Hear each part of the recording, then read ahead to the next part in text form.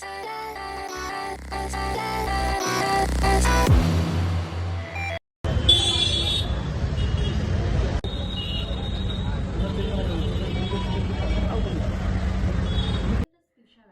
Everyone, welcome back to my channel.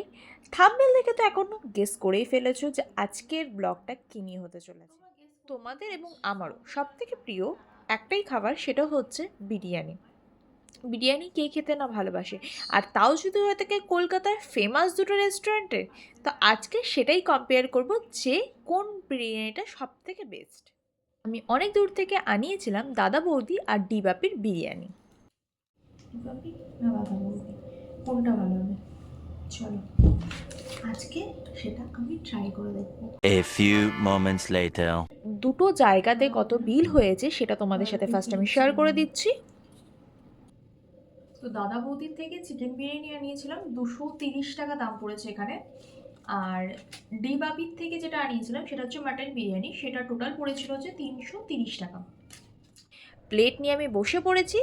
এখন একে একে ফার্স্টে ওপেন করে নেব, তারপর তোমাদের সাথে শেয়ার করবো এটা টেস্ট। এই হচ্ছে সেই বিরিয়ানি। বিরিয়ানি যা কোয়ান্টিটি দিয়েছে তা আমার পক্ষে শেষ করা ইম্পসিবল। তো কোয়ান্টিটি নো ডাউট অনেকটাই বেটার দিয়েছিল।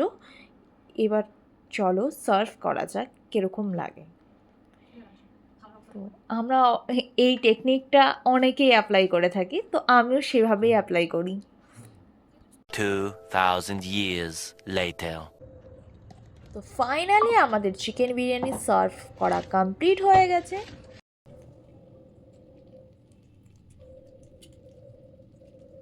আমার কিন্তু গ্রিন চাটনির স্যালাড যতটা ভালো লাগে বিরিয়ানির সাথে, তার সাথে কিন্তু রায়তাটা একটু বেশি ভালো লাগে, কিন্তু সেটা এখানে মিসিং ছিল।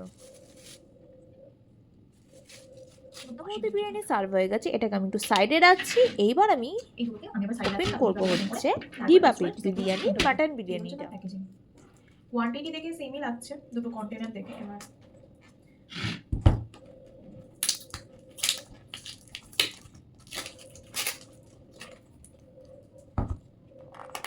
Diba. 3000 years later. উফ, ফাইনালি আমাদের মাটন বিরিয়ানিটাও ওপেন হয়ে গেছে এবং সার্ভ করে নিয়েছি। এবার টেস্ট করার পালা। দুটো বিরিয়ানি দেখে আমি পুরো কনফিউজ হয়ে গেছি, কোনটা মাটন কোনটা চিকেন, তাই জিজ্ঞাসা করে নিচ্ছি, ভুলেই গেছিলাম। এই হচ্ছে আলু, এত বড় জায়গায় ঠিকঠাকই আলু দিয়েছে। এই হচ্ছে মাটনের পিস, আরও ভালো করে দেখাচ্ছি। আমি কিন্তু মাটন অত বেশি পছন্দ করি না, তার জন্য আমার জন্য আমি চিকেন আনিয়েছিলাম। মাটনের পিসটা প্রায় বিশাল সাইজ দিয়েছে, 100 থেকে 150 গ্রামের মধ্যে। মাটনের পিসটা কিন্তু প্রচণ্ড সফট ছিল, একেবারে হাতে ধরলেই সেটা তুলতুলে করে ছিঁড়ে যাচ্ছিল। তো আমার তো দুটোই বেকার মনে হচ্ছে, বাসি মনে হচ্ছে।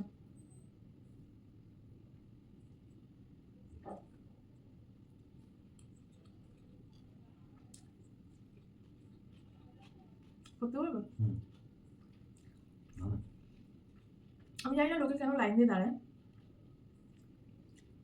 আমাদের আশেপাশে আরো ভালো ভালো দোকান আছে, নামি দামি দোকান আছে, তাদের থেকে লো কোয়ালিটি বলতে বাধ্য হচ্ছে।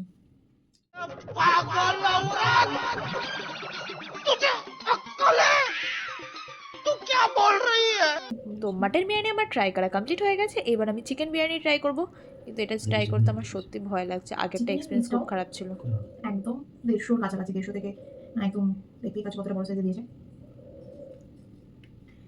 আলুটা প্রায় ভেঙেই গেছে বলতে গেলে, আলুটা নেই, নেই বললেই চলে। বাঙালির বিরিয়ানিতে আলু না হলে চলে, এখানে একটু ডিসঅ্যাপয়েন্টেড আছে এই ব্যাপারটাতে। এটা খেয়ে যেন আমি ভালো বলতে পারি। প্লিজ লোকে গালাগালি করবে আমাকে যে আমি কি বলছি, আমার নিজের ডাউট হচ্ছে। একবার খেয়েও আমি বুঝতে পারিনি যে আমি কি বলবো, তাই আমি আরেকবার ট্রাই করছি। আমি বুঝতে পারছি আমার অবস্থাটা কী, যে আমি আজকে কি বলতে বসেছি, একটা ভালো ভিডিও করব না খারাপ ভিডিও করছি বুঝতে পারছি না, কিন্তু ফ্যাক্ট এটাই। দাদা বৌদিতে ঘিয়ের যে সেন্ট বা টেস্ট সেটা প্রপারলি পাওয়া যাচ্ছে, কিন্তু টেস্টের দিক থেকে বলতে গেলে ডিবাপি বেশি বেটার। তুলনামূলক কোয়ান্টিটি সেম, প্রাইস সেম, কিন্তু ডিবাপি বেশি বেটার দাদা বৌদির থেকে। কিন্তু আমি এখানে আরেকটা কথা বলতে চাই, 330 টাকা করে আমরা বিরিয়ানি দিচ্ছি, কিন্তু সেই জায়গায় দাঁড়িয়ে এত ঘন্টা লাইন দিতে হচ্ছে, টাইমটা আমাদের সময় সাপেক্ষ ব্যাপার।